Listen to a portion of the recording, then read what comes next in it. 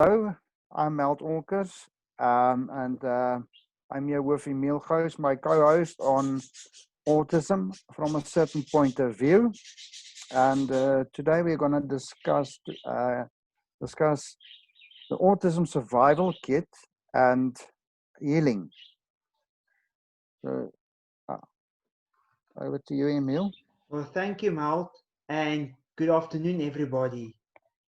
I believe that today's topic will be relevant not only to parents, but to young adults on the autism spectrum. As we know that emotional regulation, as well as the sensory challenges an individual on the autism spectrum is confronted with, affects their behavior not only in the home environment, but also in public. Before we start, I actually want to provide an uh, overall statistic as well as uh, a summary, which is in the literature that I found actually based on the latest research from INSAR, the International Autism Society. And we can actually see relevance towards this, and I think this will add to what we are saying.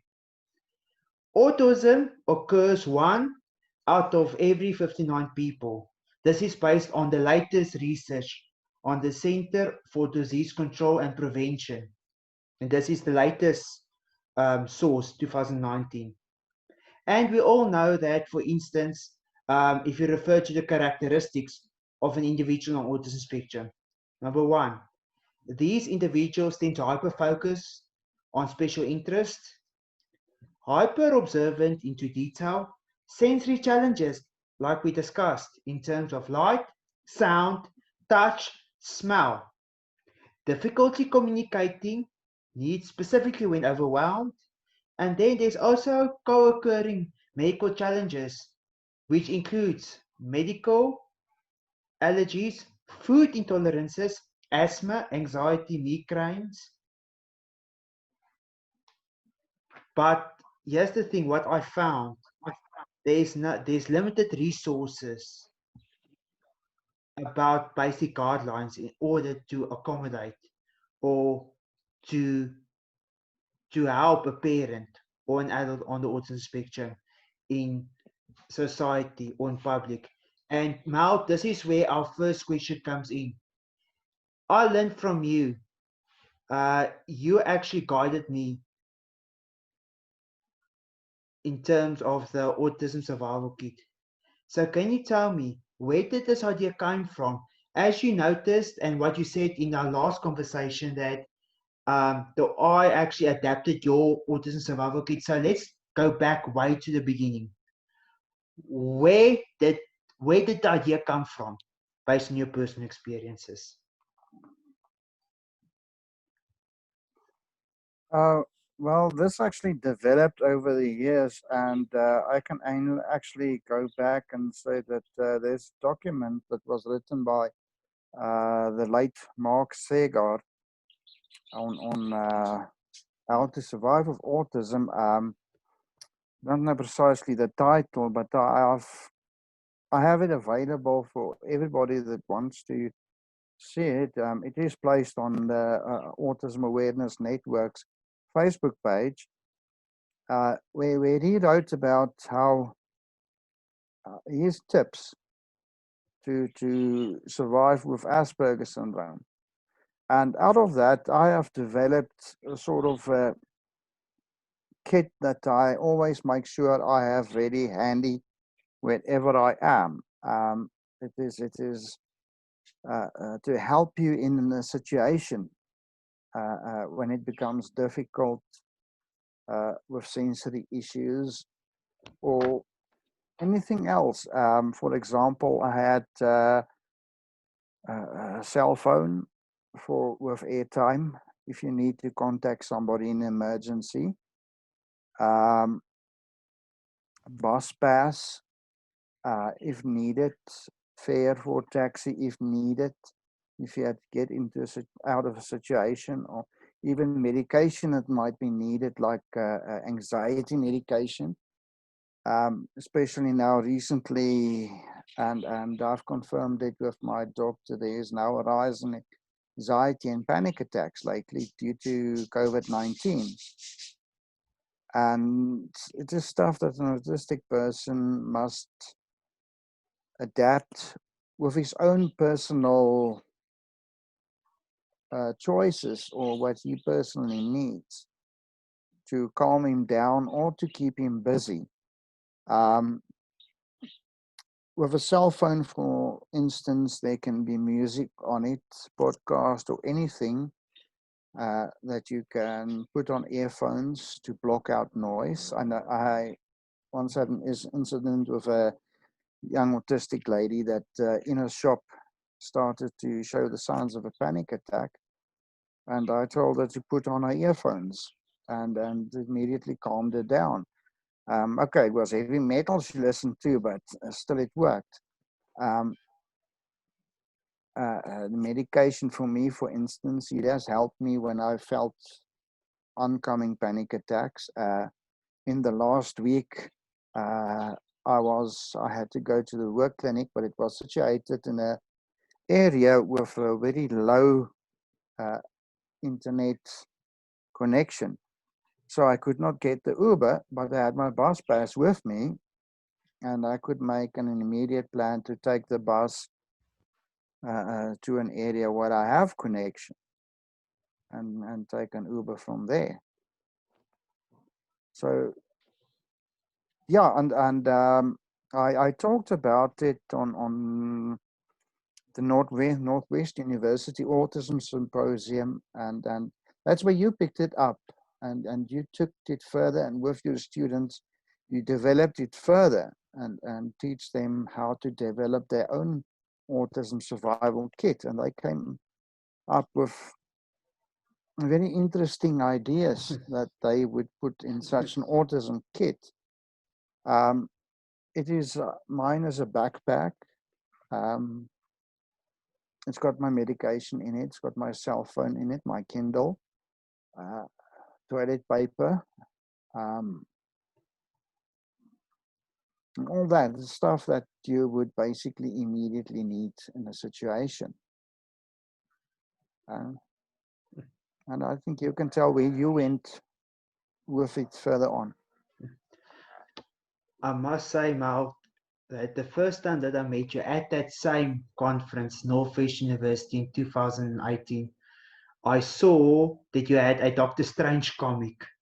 And your comic books, as well as your Star Wars DVDs, is also in emergency survival kit. But anyway, we know that these co-occurring challenges might also affect the individual on autism spectrum's ability to function in terms of conferences as well as at meetings. For example, anxiety could be a major barrier in the overwhelming conference environment. And I think what contributes towards my anxiety is the sensory overload, visually, auditively, and also I think it also has to do with the manner in which I prepare for my conferences. If I am prepared and if I have got my notes in front of me, then I will be fine. And it also depends on my planning as well. If I have enough time to prepare, my anxiety levels will decrease. But if my planning is limited and the time period is very short, then my anxiety levels will rise. So if I think in my case as well, my survival kit will include not physical, no, I think not physical, but it will also include the manner in which I prepare. And I think, time management is my biggest problem. And I require assistance with regards to this. So In terms of time management or time planning, do you find also the similar challenge with that? Yes, I do. Time management, or actually executive functioning in general, planning like that can be problematic. And I recently came upon a concept that you must take into account your situation when planning, and you must build in what is called buffer time. That is in case that you say this is time that I relax, that I can prepare on my own time, and you must calculate that into it. So you know it's going to take longer, and the buffer time even lets you complete something before it is needed to be done. No, definitely. Yeah, actually, Uh, it's yeah, that's you going back to Marc Segar's booklet that was it's actually widely available on the internet and very helpful. I know one person, one of the other admins of the Autism Awareness Network, stated that he wished he had this document long time ago. It would have helped him a lot.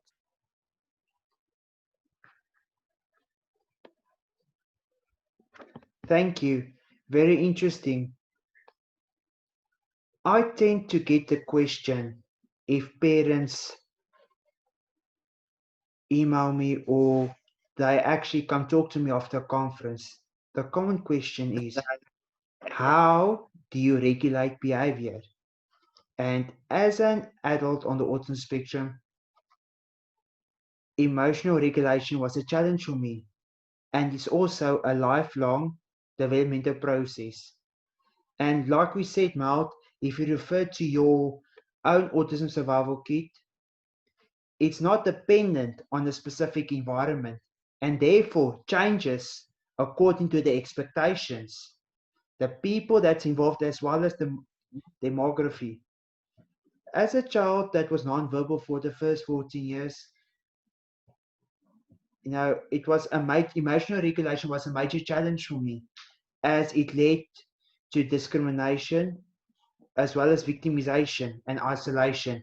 And specifically in a big overpopulated environment, I tended to Mm-hmm. um, I tended to have high anxiety levels, as well as Mm-hmm. if such as a school environment, as well as environment where there's big arousal.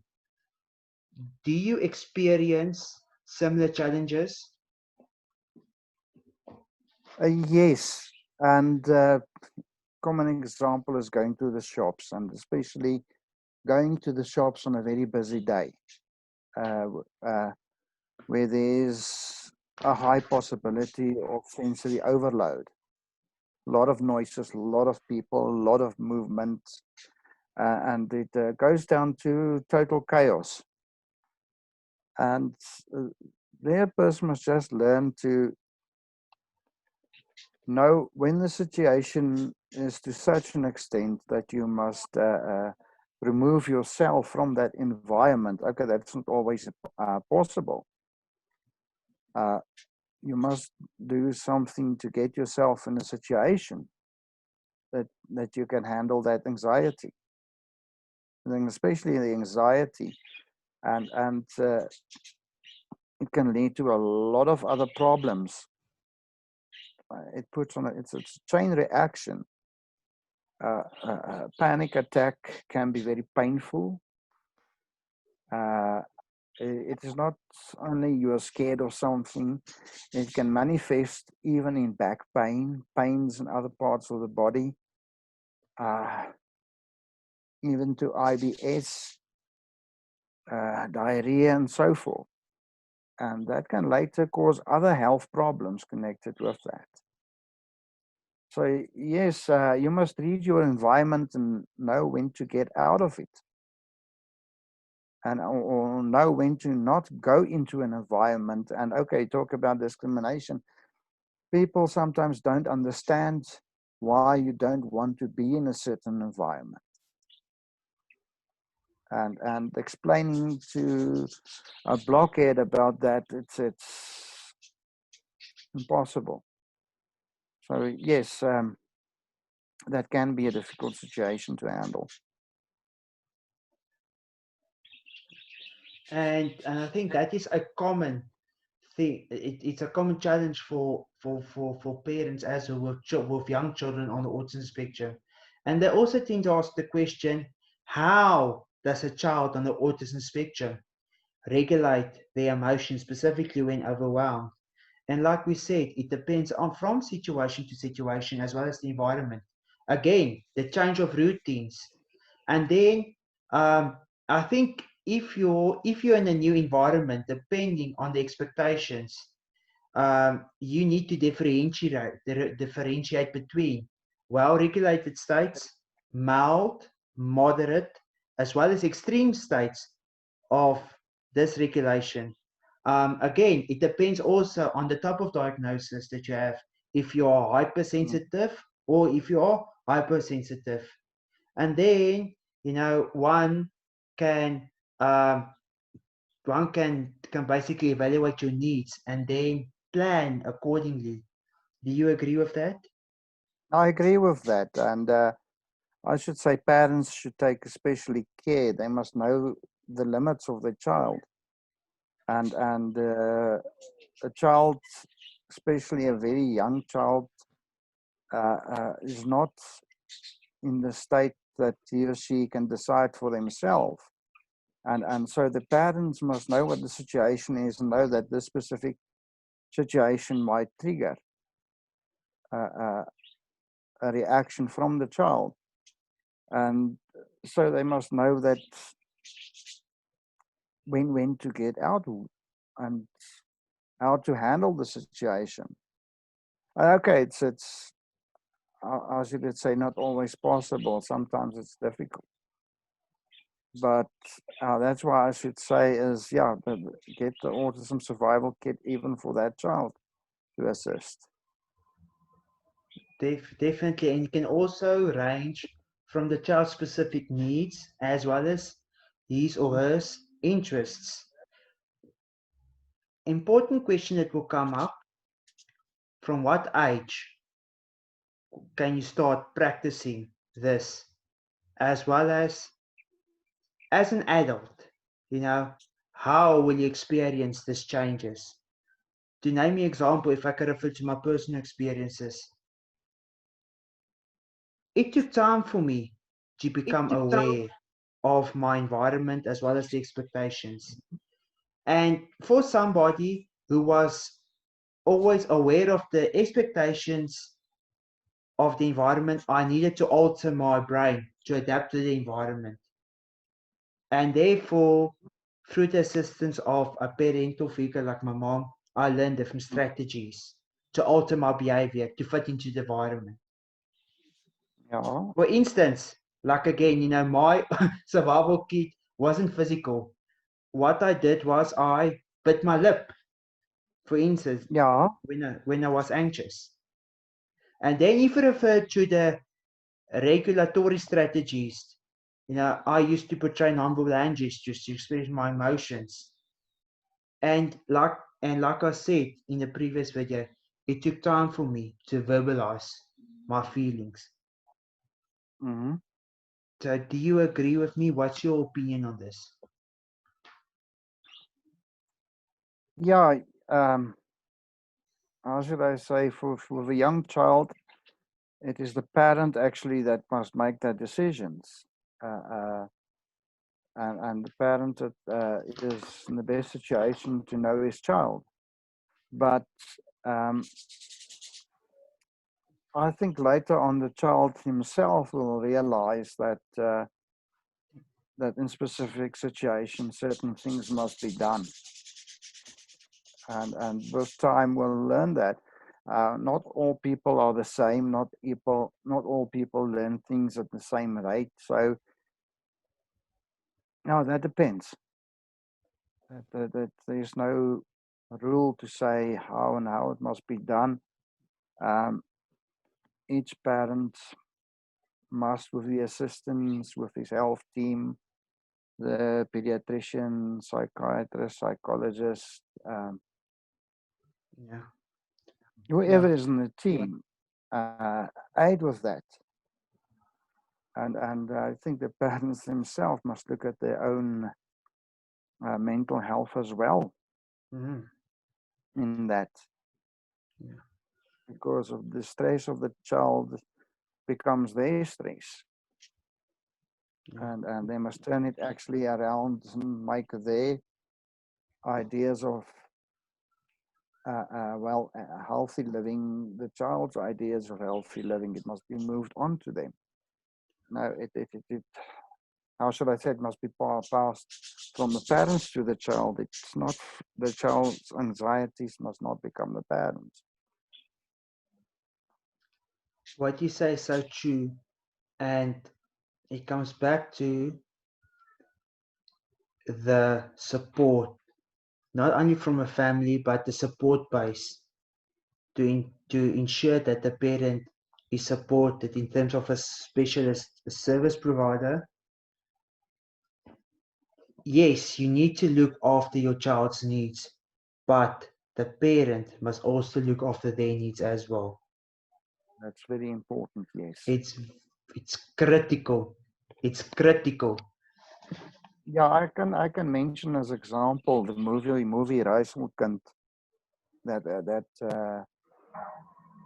2-3 years ago was released, caused a lot of stir amongst some autistic people. But if you look at that movie based on the book, that was actually a situation of an autistic child that got out of hand because the parent did not have the support structure that she needed.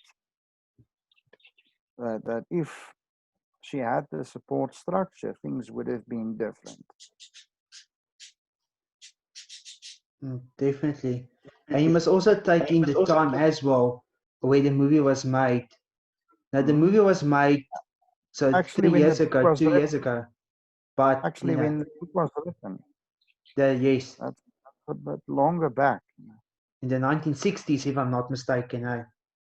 I'm not sure about that, but it was well researched. Definitely. Some of the people mentioned in the book who assisted are very well known in the autism community. I'm not even talking about the professionals, but even a well-known autistic person at that time Definitely. assisted the author with advice. Definitely. Before we um, before we continue, I just want to elaborate on your personal experiences as an adult on the autism spectrum.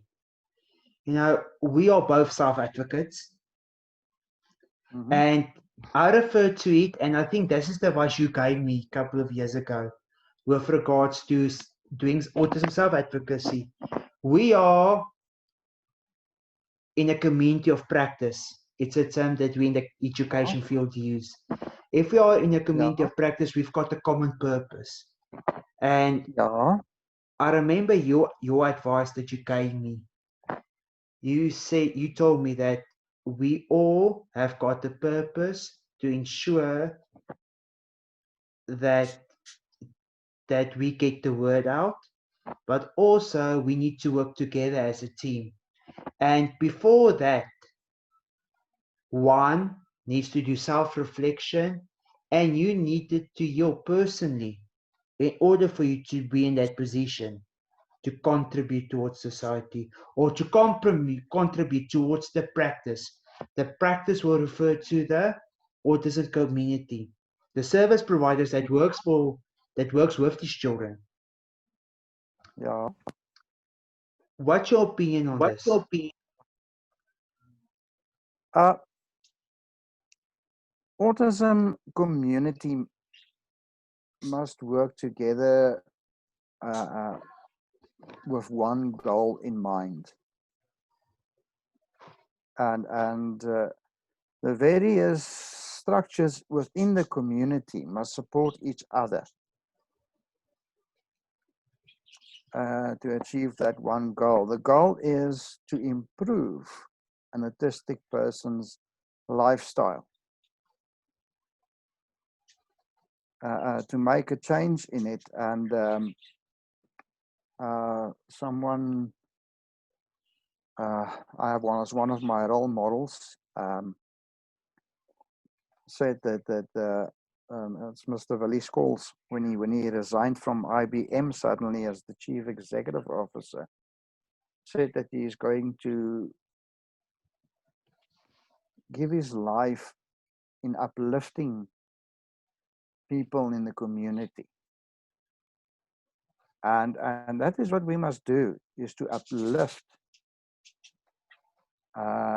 people that has been touched by autism in the various ways, be it as a autistic person self, or as parents or family members,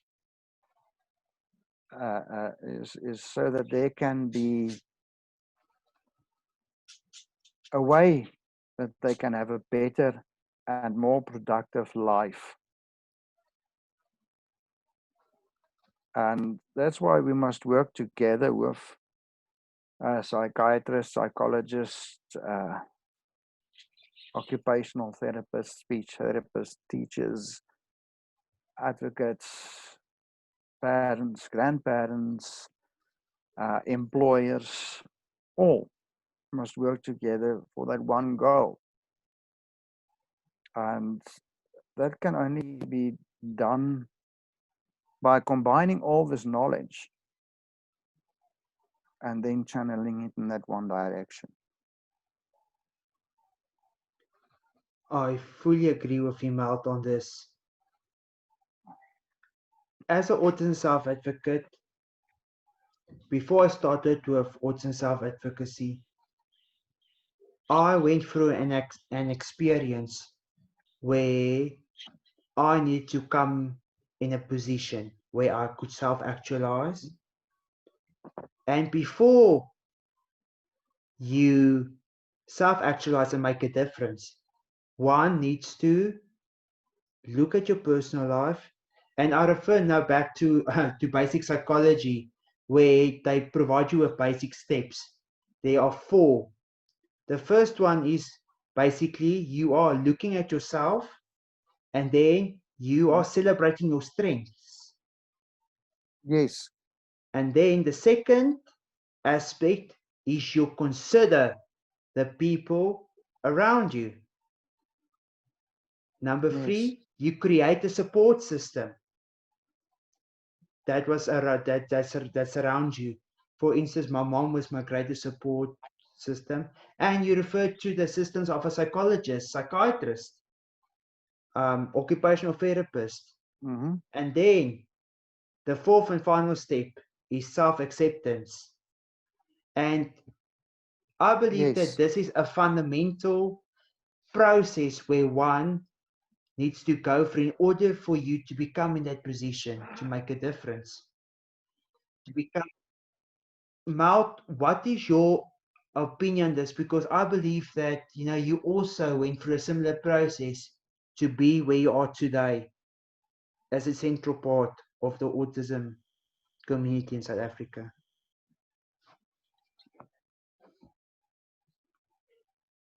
Yeah. I was like diagnosed at the age of 34 with Asperger's syndrome, and I've got my whole life experience and the growth that I went through. That when I was diagnosed, I became aware of precisely what the situation is I'm in. Before that, you've got all these bad ideas about you. Why is things not working out? Why is things happening in a certain way? Why can't I be like other people? but with the answer, well, actually, as I said, with giving it a name, it gives you knowledge. And you receive this name, and they say you've got Asperger's syndrome, or you've got autism spectrum disorder. You receive the power to start and control that. Then you can work from there. You can build your knowledge, and you can make your own life better, improve your lifestyle, build your life around it. Know what is your limits, know what is your strengths, build on your strengths. And so actually that some don't like the word diagnosis, but the diagnosis actually puts you in a much better position. You know, it's I should say, look maybe at your hair. Do you have oily hair? Then you will use shampoo designed for people with oily hair. And that is what autism is like. It is like to say that you're this type of person, be this type of person, and go from there. Do not try to be something else that you are not. I was going to say, don't try to be neurotypical. Be autistic in the best way that you can. You know, we've got our strength, our obsessive interests. There's a long list of people that I can mention with strengths in their autistic strengths moved society forward. Einstein, Newton, for instance, our science is based on what they did. Everything basically, and yeah, that's what it is. It's And you must be proud of being autistic. And I you must be remember that proud. term. How shall I say? Be proud of who you are, Definitely. of yourself. Do not actually. How shall I say? Labeling can Definitely. also be a bad thing, you know. So, how shall I say? Be Emile Gouws, be Meld Olckers. Don't try to be someone else. And I can say there's a various old antique or classic text, religious text that says, know yourself is the first rule.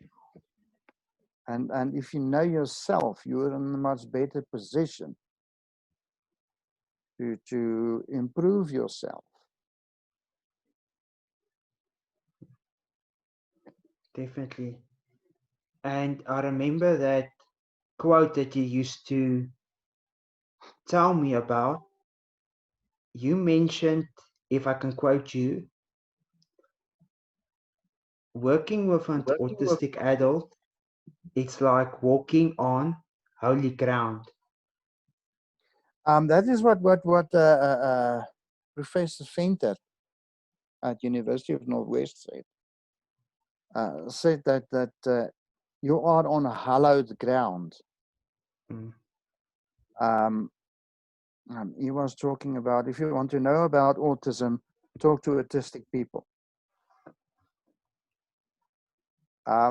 Actually, if you go back to Michael Foucault, philosopher, who said that the medical sciences improved the day the doctor started to listen to their patients. Before that, in the past, the guy would go to a doctor and says, I'm sick. And then the doctor would give him a lot of medication. But when the doctor asked him, what do you feel? Where are you sick? How do you feel sick? what doesn't feel right.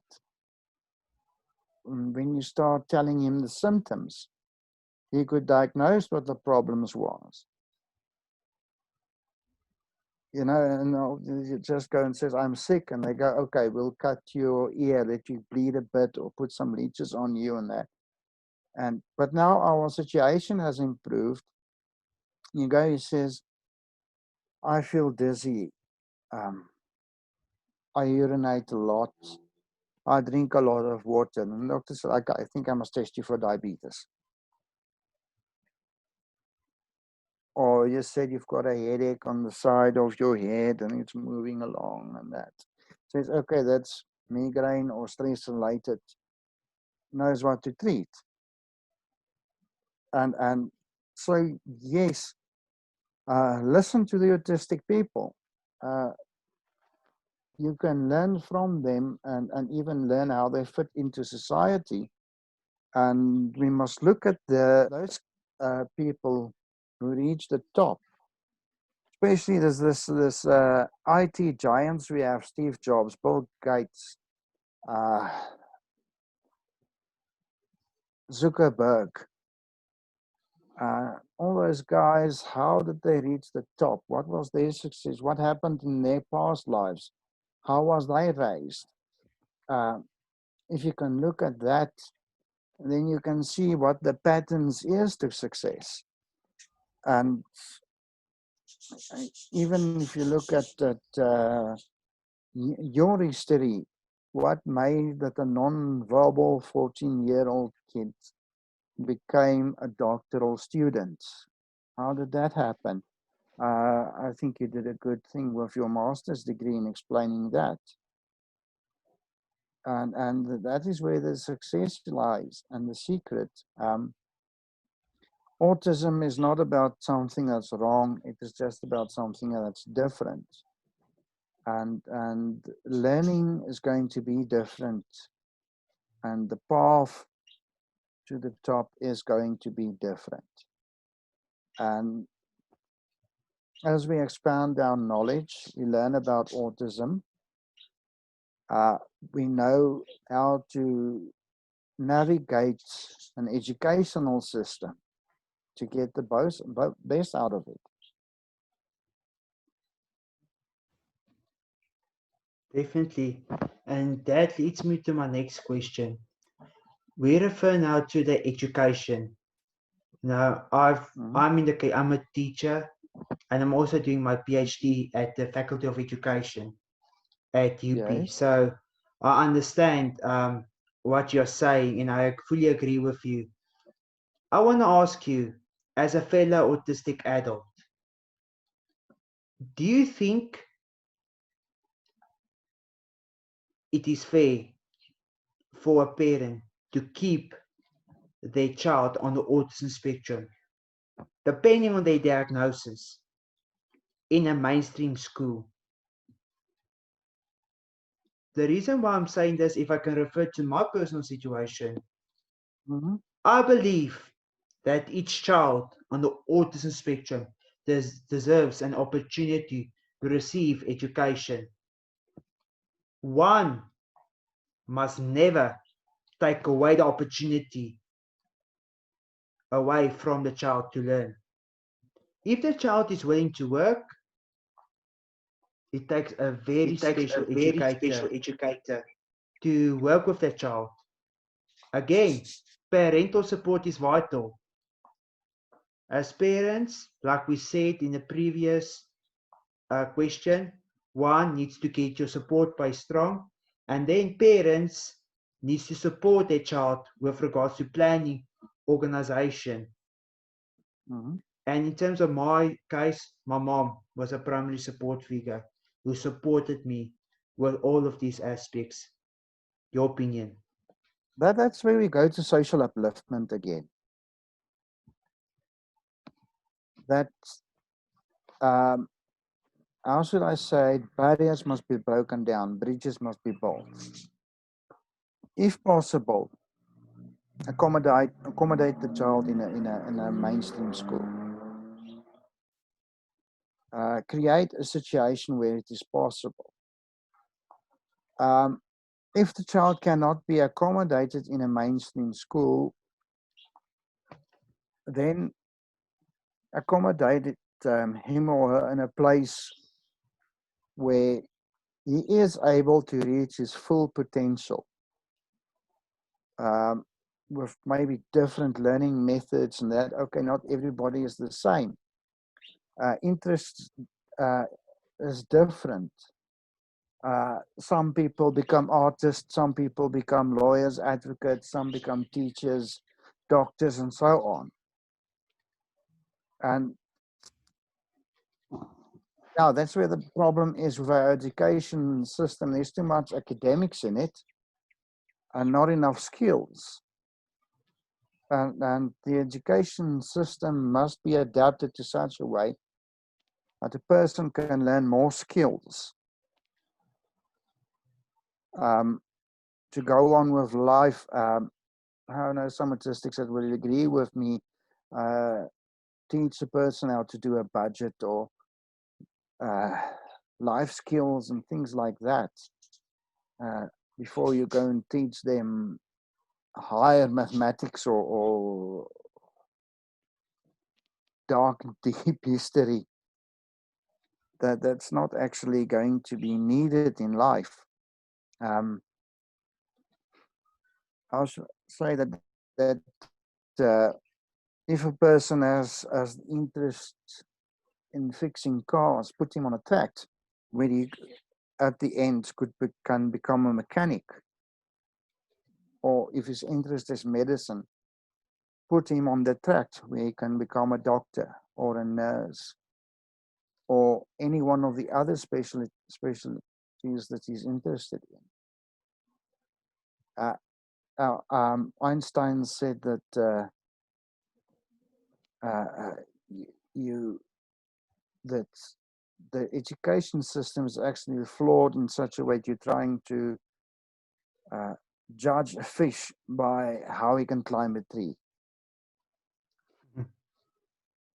Okay, I'm not quoting it, but many people have seen that meme on the internet about all the animals standing there,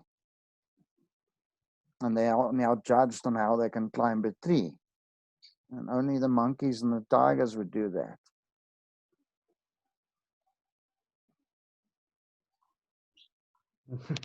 Definitely. And coming back to the education system, I believe that the following guidelines I'm going to give parents, specifically for educators, is how they can help the child on the autism spectrum process suppressed emotions. So I refer to my 5-point check.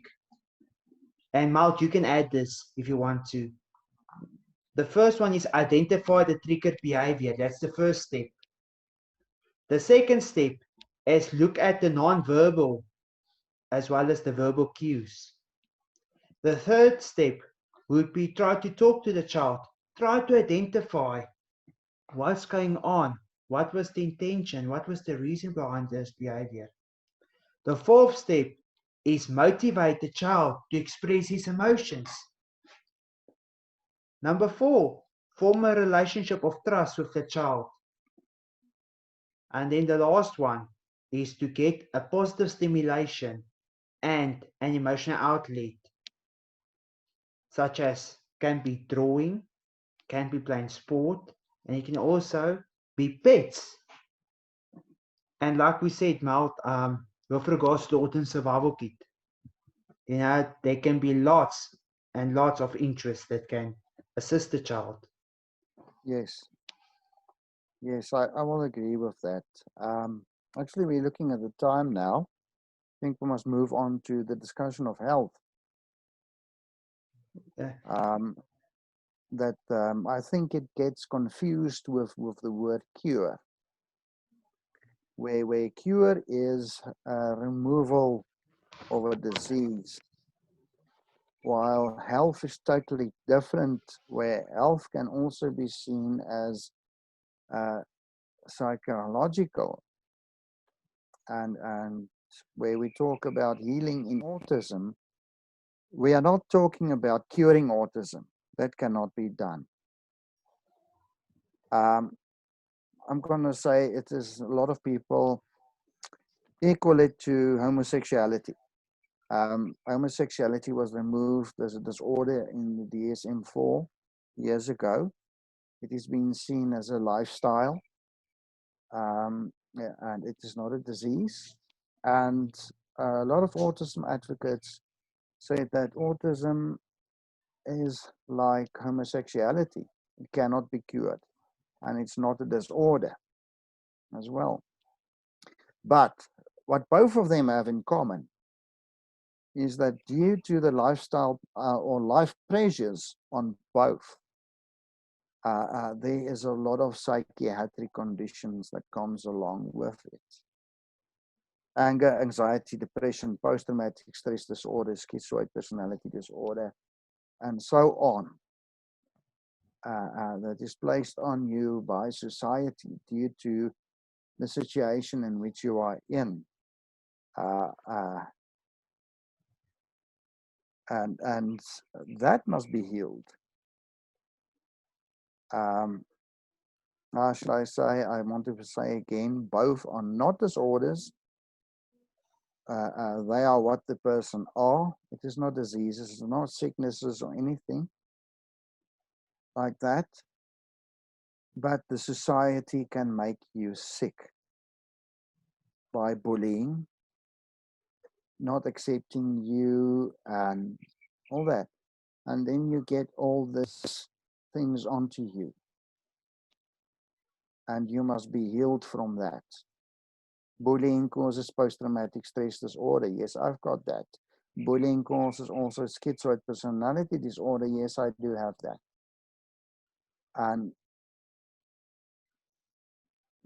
And through the knowledge of those conditions and with the assistance from a support group, you can be healed from that and make your life as an autistic person better. So when we are talking about healing in autism, it is improving your lifestyle. It is not about cure. There is no cure for autism, and there will not be a cure for autism. If autism is taken out of humanity's DNA, humanity will collapse.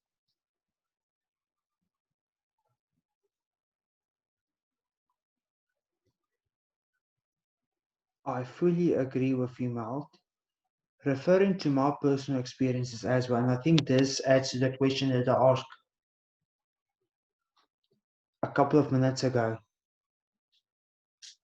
If one is in the capable position of doing self-advocacy or helping others, one needs to go a few steps back and look at yourself spiritually, emotionally, reflect on your past experiences, accepting yourself for who you are Yes. in order for you to be in a capable position of making a difference.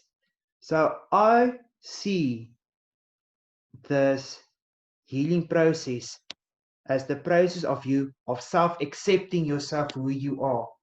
As a child on the autism spectrum that was non-verbal for the first 14 years of my life, I needed to accept myself for who I am. And like you said, these external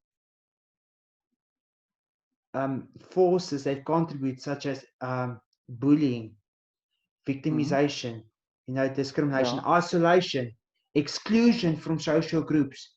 One needs to accept yourself for who you are. And it refers to, the different support structures as well, which came along that supported you on this journey for you to accept yourself, for you to be able to be where you are today, to make a difference. I can mention myself. Since I was diagnosed until today, 2004, late 2004, A few months later, my father passed away.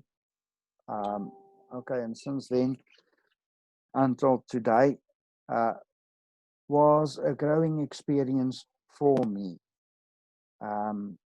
Also a continuing healing experience. And my involvement in autism advocacy assisted in that. It improved my life. It made me better. I could learn about myself. And I know I became aware of who I am, what my weaknesses are, what my strengths are. And that placed me in the position to become better. It's the same, I can also mention, alcoholism, for instance. It starts with knowing what your problem is. And from there on, you can work further. And I think the first step of that, okay, alcoholism is a disease, yes. It's different from autism. But acknowledging that first thing, acknowledge what that problem is the first thing to recovery or to health. If you go to a really good qualified psychiatrist, they're not going to treat you for autism. They're going to treat you for anxiety, depression, anger, all those things. Because it's not autism that's a problem, it's the other things.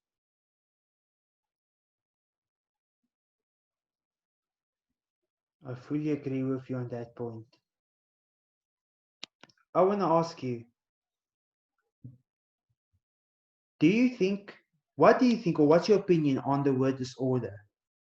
And do you think it must be removed from the DSM-5, where we will rather use the word autism spectrum and immediately not refer to the D in terms of disorder, and only refer to autism spectrum?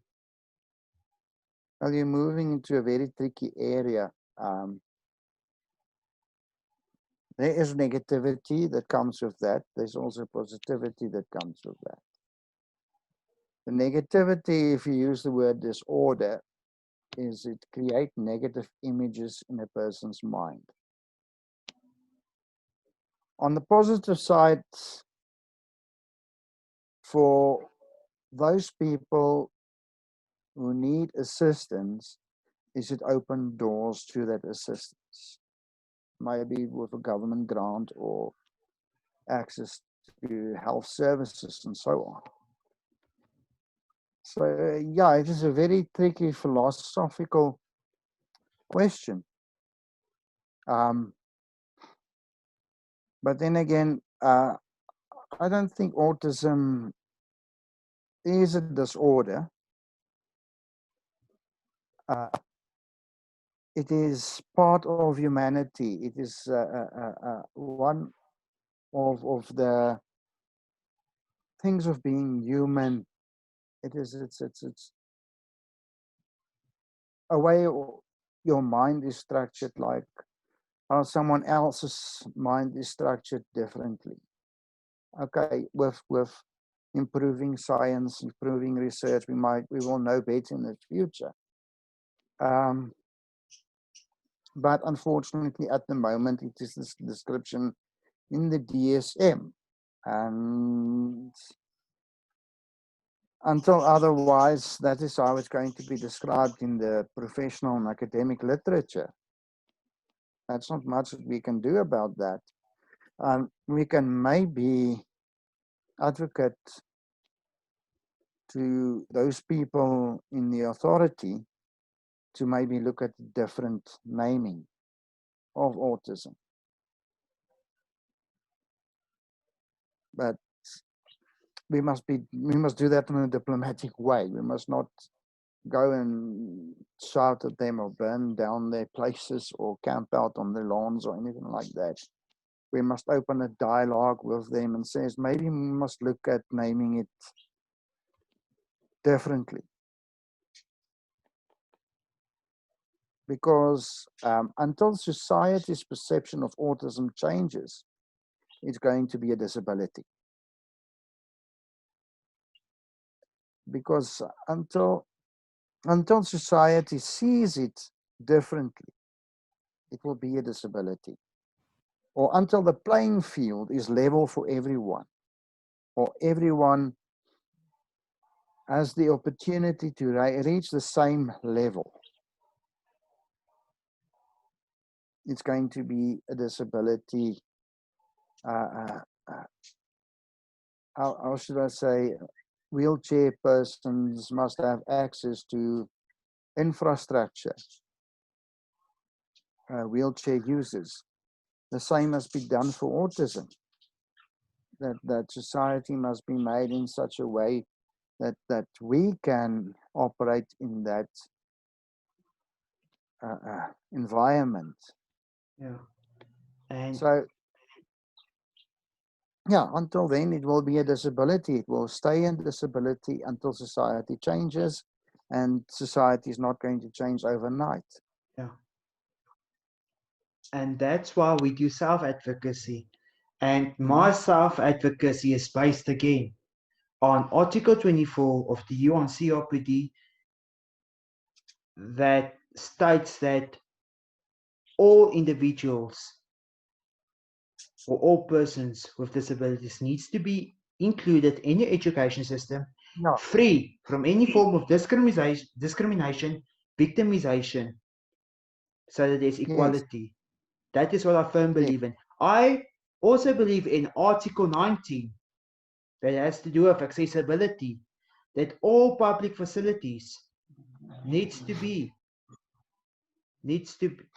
accommodate all persons with disabilities, and needs to accommodate everybody in terms of accessibility and equality. And the last one, I think this is a most prominent one, and I think you also referred to me as well with regards to Article 27 that has to do with public health. Yes. Not only in terms of accessibility towards public hospitals or private hospitals, but also in terms of the psychiatric support for children and adults on the autism spectrum to get access to a psychologist to support that individual, as well as medication. All that is needed, or how should I say, whatever causes a problem must be removed. Society must learn not to bully. If they do not bully other children, that children will not grow up with post-traumatic stress disorder. It would not place a stress on the welfare of the state. And, even depression and everything. If an autistic child can go to school and learn and get a good occupation, a well-paid good occupation, become a productive member of society, he will not be a burden to the state or someone else. Until then, it is a disability. So we go to the social definition of disability. If the barriers to going forward is removed, then they can start seeing it as something else. But this is all a philosophical discussion, and I would like to get people in the position to do that, to do research on that, to see how this can be improved. And yeah, that's. And therefore, we refer to the community of practice. Yes. Now, if we work together, we will ensure that there's a difference, and we will make sure that public facilities are accessible for everybody. Yes. I believe that that's our purpose. Not only public facilities, opportunities. Definitely. I mean, why can't there be an autistic state president? I mean, yeah, that's one thing that you can look at that. There's autistic scientists, there's autistic artists, autistic musicians, autistic actors, but in certain levels, why is there no autistic managing directors, CEOs, politicians, people in those high positions of power? It is because you are different, you know. You are not allowed there. This is for the cool boys, you know. And yeah, when that changes, society might improve, and when those barriers break down, now that would be a great day. But until then, we must consider it as a disorder and a burden on society. And only society itself can remove that burden from itself by acceptance. Definitely. I think we've come to the end of our show for today. We have to finish now.